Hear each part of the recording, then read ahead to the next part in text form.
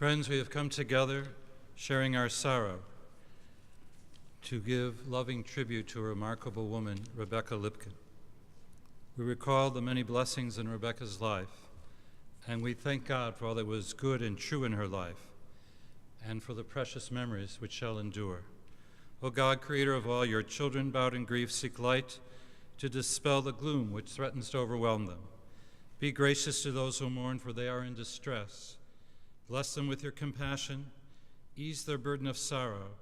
Send them light and peace, for it is written, "Fear not, I am with you. Be not dismayed, I am your God. I will strengthen you, I will help you. I will sustain you with my power." And let us say, Amen.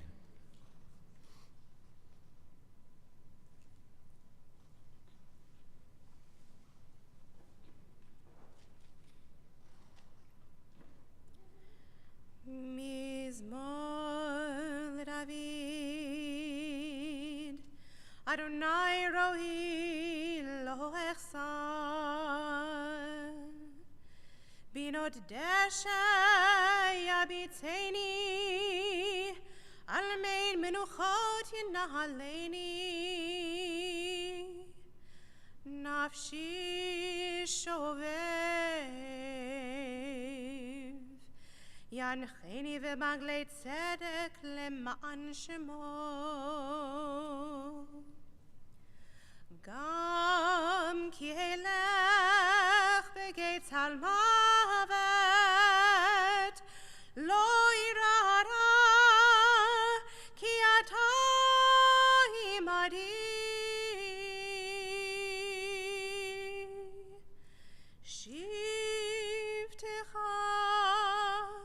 umishantecha hema yenachamuni ta'aroch lefanai shulchan neged tzorerai dishanta vashem en roshi kosi revaya ach tov v'chesed yirafuni kol yemei chayai v'shavti beveit Adonai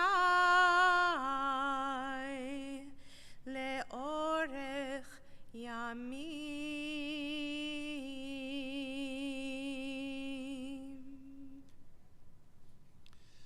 The Lord is my shepherd, I shall not want. God has me lie down in green pastures. He leads me beside the still waters. He guides me on paths of righteousness. He revives my soul for the sake of his glory. Though I walk in the valley of the shadow of death, I fear no harm, for you are with me. Your staff and your rod comfort me. You set a table in sight of my enemies. You anoint my head with oil. My cup overflows. Surely goodness and mercy shall follow me all the days of my life, and I shall abide in the house of the Lord forever.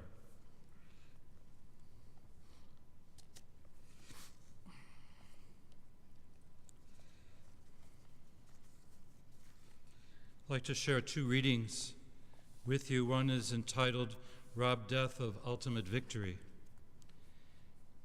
Death will come. Its hand will not be stayed even an instant, nor can we enter into judgment with it. Our question, why, will go unanswered. But this does not mean that we are helpless in the face of death.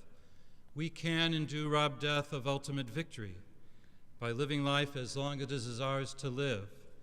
To ask of death that it never come is futile, but it's not futility to pray that when death does come to us, it may take us from a world, one corner of which is a little better, because we were there.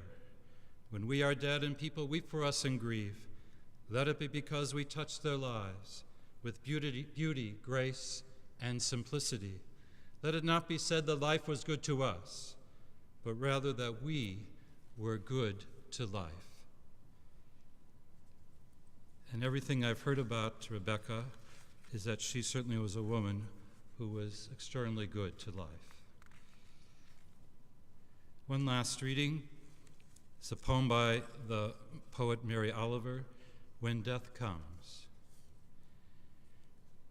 When death comes like the hungry bear in autumn, when death comes and takes all the bright coins from his purse to buy me and snaps the purse shut, when death comes like the measlepox, when death comes like an iceberg between the shoulder blades, I want to step through the door full of curiosity, wondering, what is it going to be like, that cottage of darkness? And therefore I look upon everything as a brotherhood and sisterhood, and I look upon time as no more than an idea, and I consider eternity as another possibility, and I think of each life as a flower, as common as a field daisy, and as singular, and each name a comfortable music in the mouth, tending as all music does towards silence, and each body a line of courage, and something precious to the earth. When it's over, I want to say, all my life I was a bride married to amazement.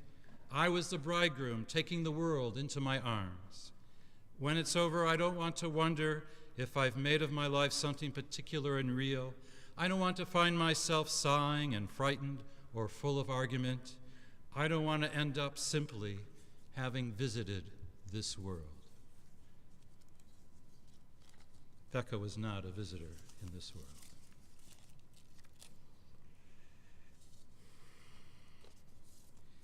It's my honor now to call upon Becca's sister Harriet and her husband Chris, her brother Alan and his wife Barbara, to come and share their memories and sense of loss of their sister and sister-in-law.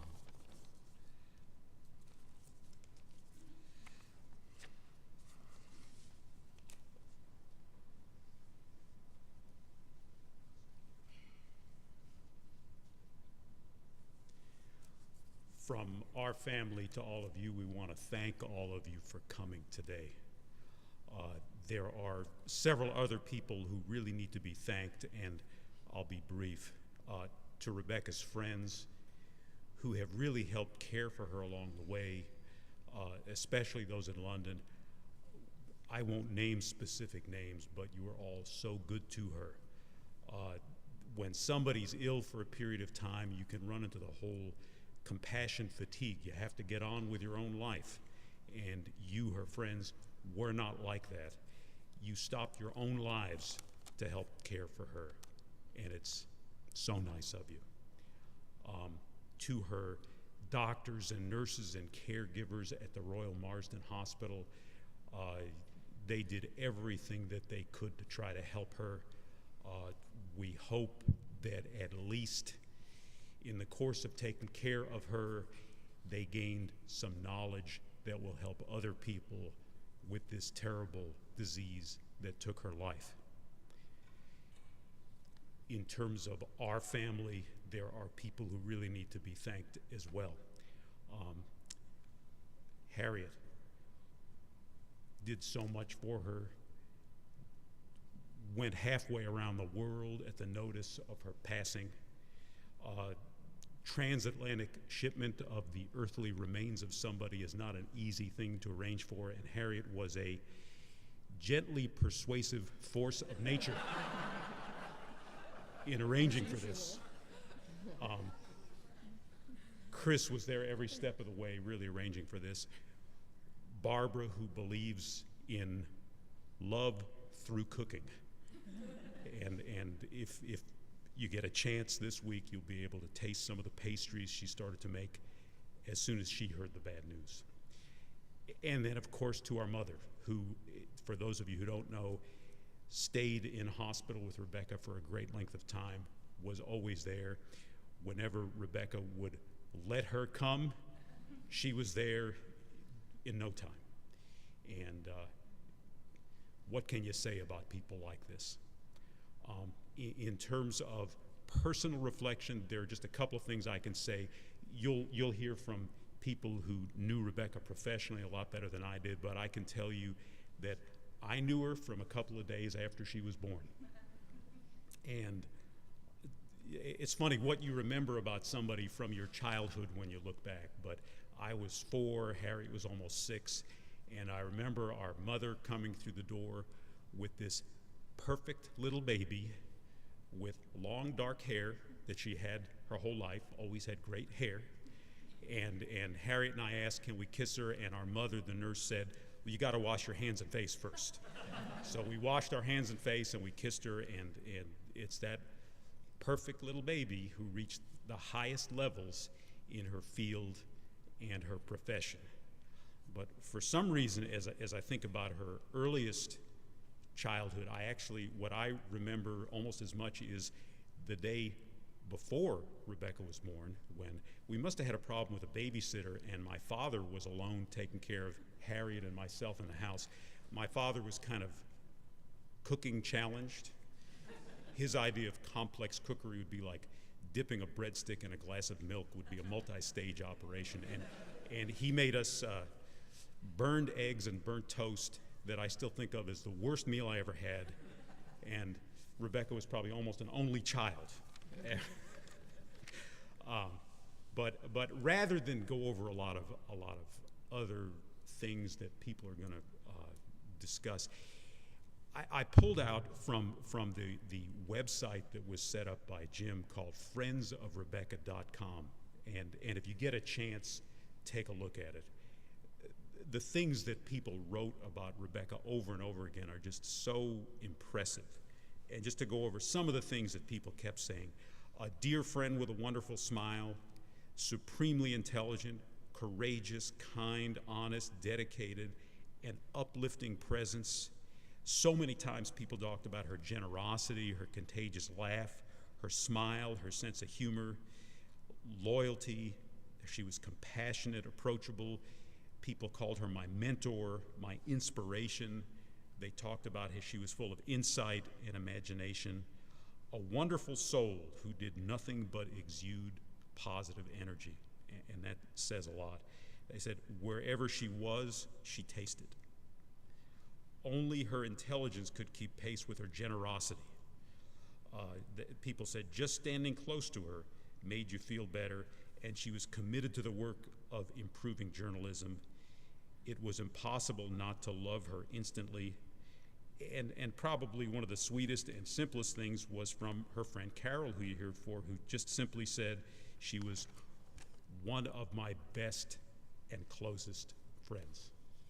And I think there are many people here who can say that, and we'll miss her terribly. Thanks.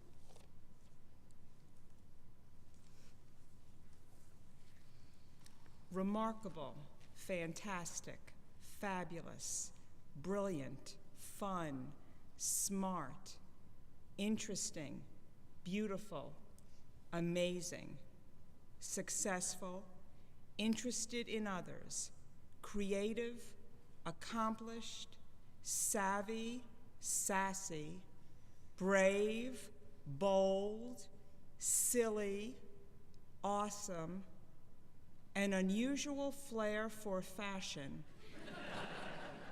and my sister, all are words that described Becca.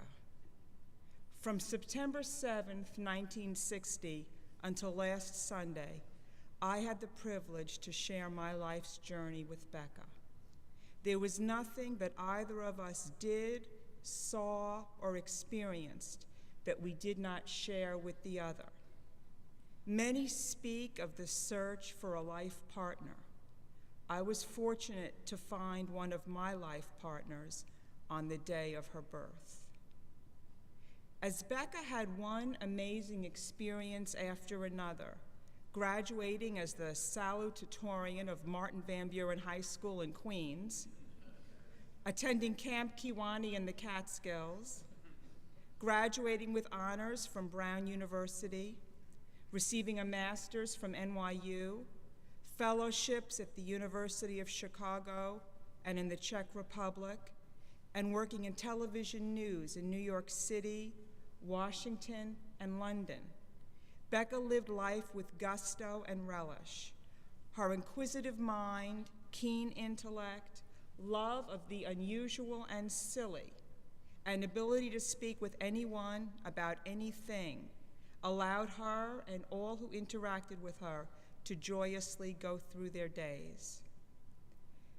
After Becca's mastectomy, she sat in her hospital room in incredibly ugly pajamas with an IV developing nourishment and medication, drains removing creepy-looking gunk, eating unappetizing-looking hospital food. Our amazing mother and I were there. As Becca's friends visited, not once did she complain or talk about her condition. Instead, it was Becca being Becca, interested in others, asking what was new, what was happening, listening to her visitors' responses, and finding the humor in life. I so appreciate the years and adventures I had with Becca. I simply don't understand how such a wicked disease could afflict such a gentle soul. I experienced such joy during the 48 years I had Becca in my life. How sad that I now face the future without my beautiful life partner.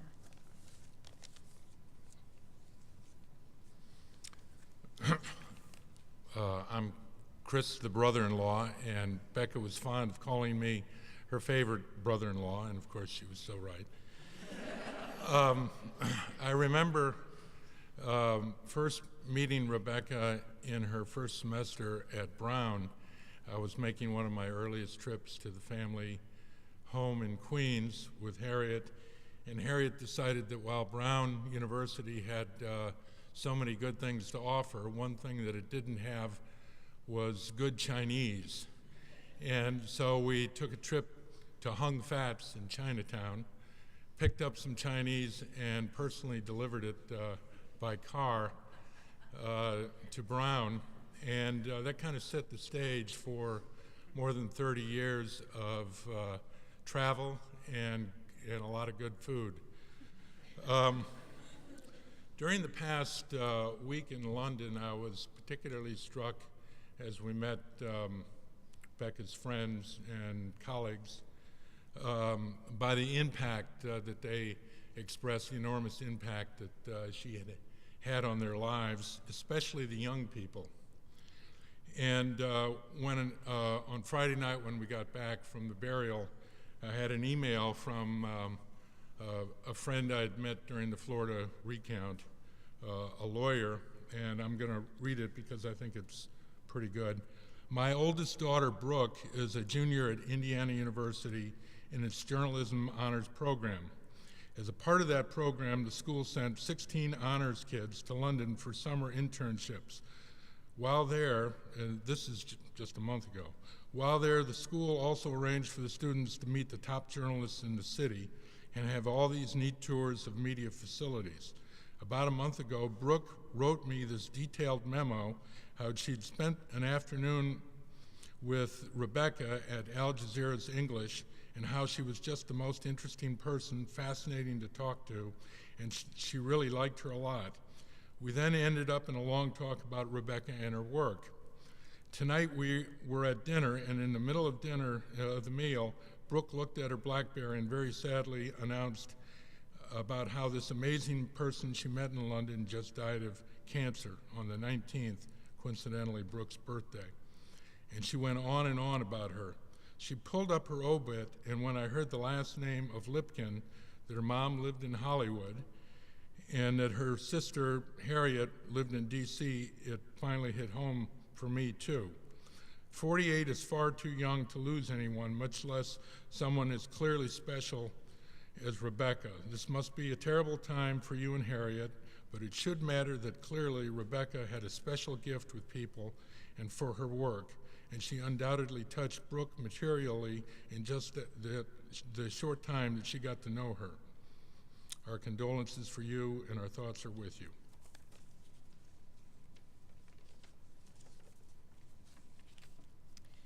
Well, having married into a family of geniuses can be a little intimidating. When I first met Becca, I was in awe of her intellect and talent. After getting to know her, I realized what a sweet, caring person she was, and really not intimidating at all. Her zest for life and living it to the fullest was contagious. Her life was filled with multitudes of loving friends from around the world and, of course, her loving family. It seemed like every few weeks she was somewhere else in the world for work and or meeting friends. Even during her treatments for cancer, she took every opportunity to travel when she didn't feel too sick. As Becca said, she was always looking for a good freeloading opportunity. Last year, I spent some time with Becca in England when she was hospitalized. Those wooden chairs aren't too comfortable to sleep in, right, Gladys? It was a difficult time, but I cherished being able to be with her and help her. I'll never forget our family trip to Italy last summer that included Dory and Peggy. She told us on the first day in Florence that she had a recurrence of her cancer. It was devastating news for all of us, but we were determined to have a wonderful time, which we did. The way I want to remember Becca is on the trip to Italy with a glass of wine in her hand, that wonderful laugh, the twinkle in her eye, and the joy she felt. In tribute to the loving memory of Rebecca May Lipkin, we can all do our part to raise awareness of inflammatory breast cancer, the rarest and most relentless of breast cancers. And hopefully one day there will be a cure. Thank you for coming.